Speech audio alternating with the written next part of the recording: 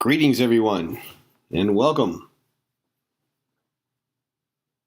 Just here for a few. Well, we're going to keep it short. It kind of got late with some previous shows. Welcome to Karl Marx, False Prophet. This is going to be brief because there's not much to say about Karl Marx other than he is a false prophet. But if anyone is here, I know we have Silly Wabbit here. If you could just hit the like, subscribe, and hit that bell notification so you can get notified of more interesting insights. So let's get right started with this. Oh, shoot. Let's get this one here. There we go. Okay, let's get started. All right, we got Audit Them in the house. Okay, so let me get that off screen. Yep, this won't be too long, so perhaps everyone can stay for this. All right, let's get going here. Karl Marx, false prophet. For this one, we need a number 7 Esquire pencil. Get your number 7 Esquire pencil. This is all going to be real important stuff here. All right, we got Prairie here. Good evening. All right, this is a warning for everyone. Don't fall for any of this commie agenda. So here we go. Karl Marx, false prophet. The philosophers have only interpreted the world in various ways. The point, however, is to change it. Now, as an inscription on Karl Marx's tomb, the Highgate Cemetery in London.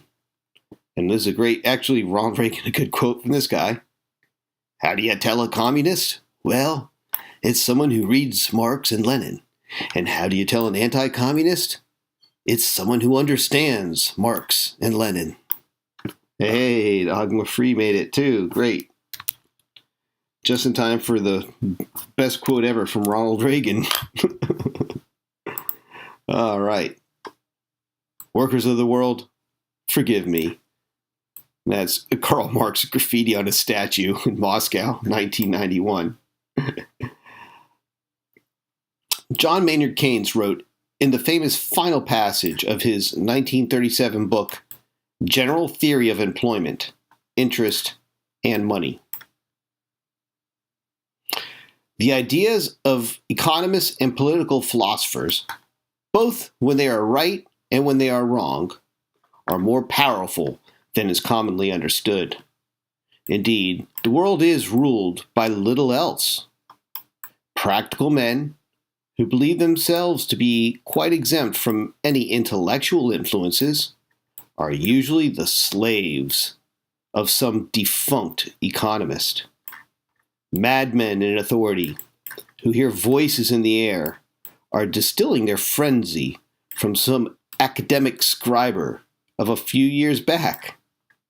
But sooner or late, it is ideas, not vested interests, which are dangerous for good or evil. That's quoted in Buchholz 1990 to 19. But that's from the General Theory of Employment, Interest, and Money, 1937. I like this. Is interesting here. Practical men who believe themselves to be quite exempt from any intellectual influences, philosophers, are usually the slaves of some defunct economist. Madmen in authority who hear voices in the air are distilling their frenzy from some academic scribbler of a few years back. But sooner or late, it is ideas, not vested interests, which are dangerous for good or evil. So that's some pretty good stuff there. Perhaps Keynes was thinking of Karl Marx, 1818 to 1883, when he wrote the passage above, "For we know he could not stand Marx or the communist experiment, with which he regarded as an insult to our intelligence."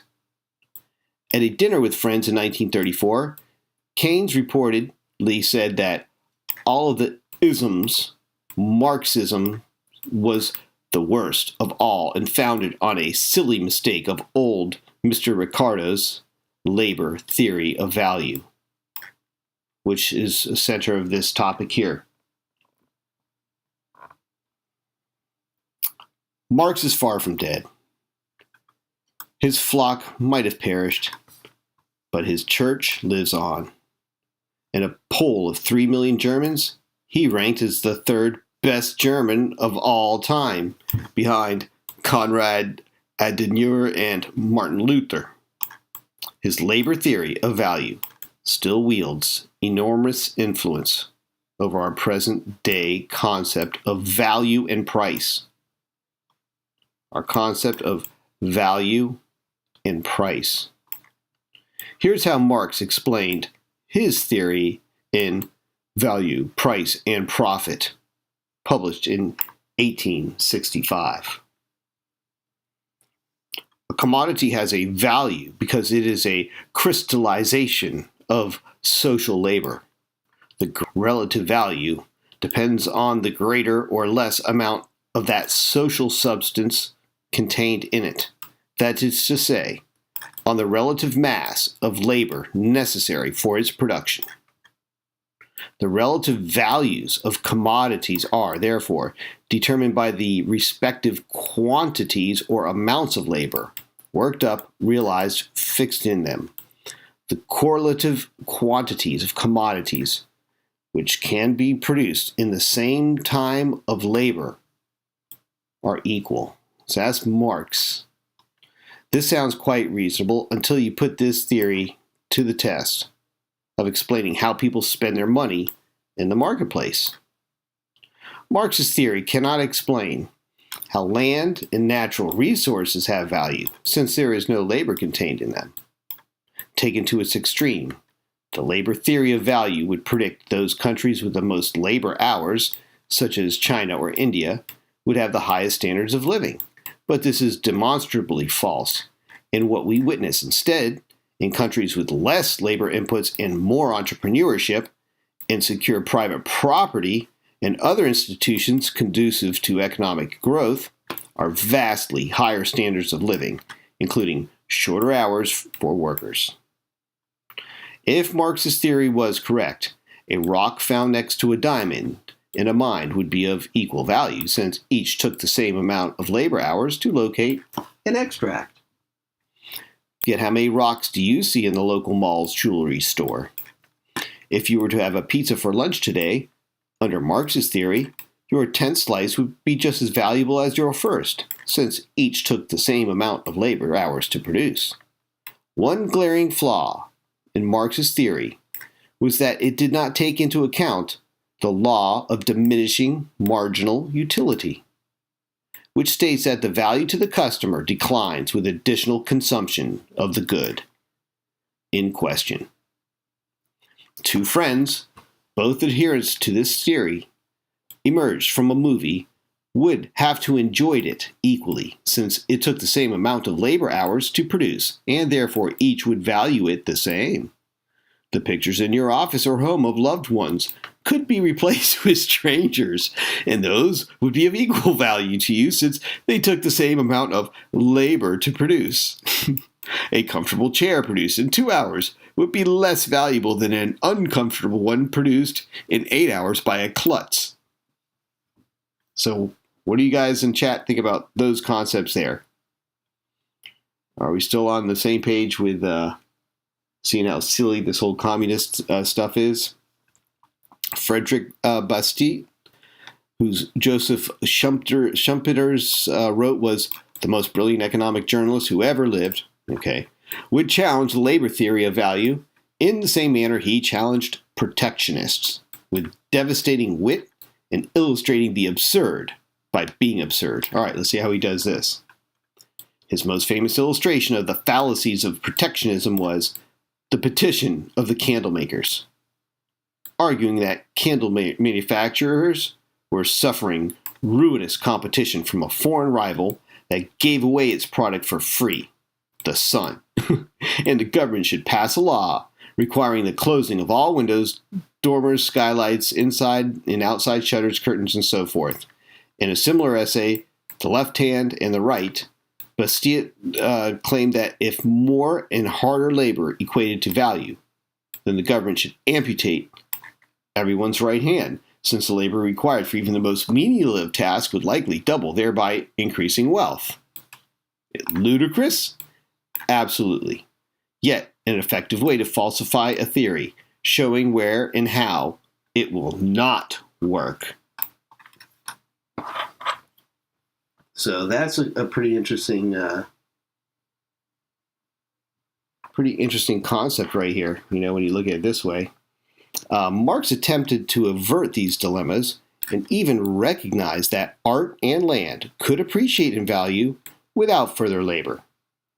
But he dismissed these anomalies as being of minor importance to the fundamental issue of labor power. He also constructed a novel concept he coined socially necessary labor, which is the only type that creates value.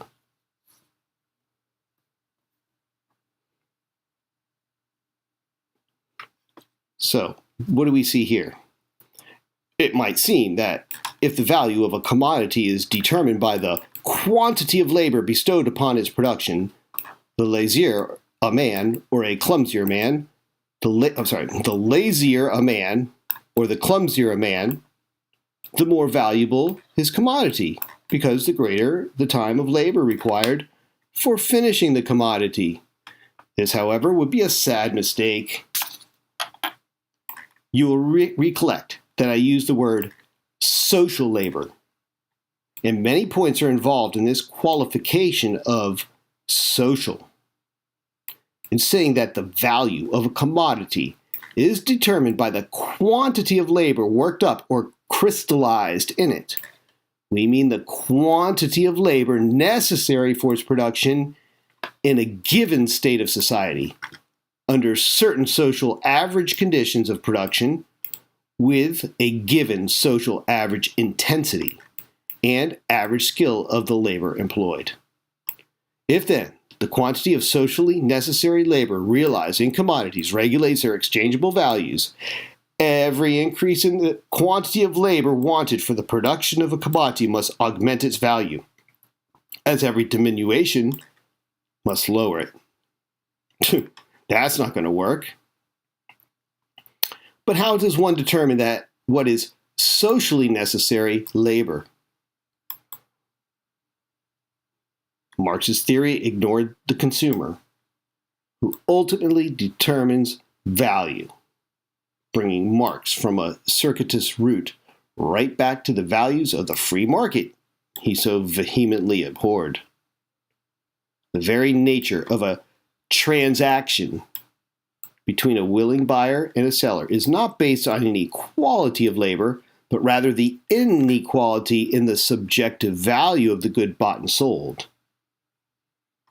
This takes us back to one of Smith's central insights, that both the buyer and the seller must gain from an exchange, or it will not take place. Okay? Were this not so, we could simply exchange $5 bills with each other and achieve a Marxian utopia. See how this works? So it's an interesting concept here. Yeah, I get it, Prairie. Give me a second here. All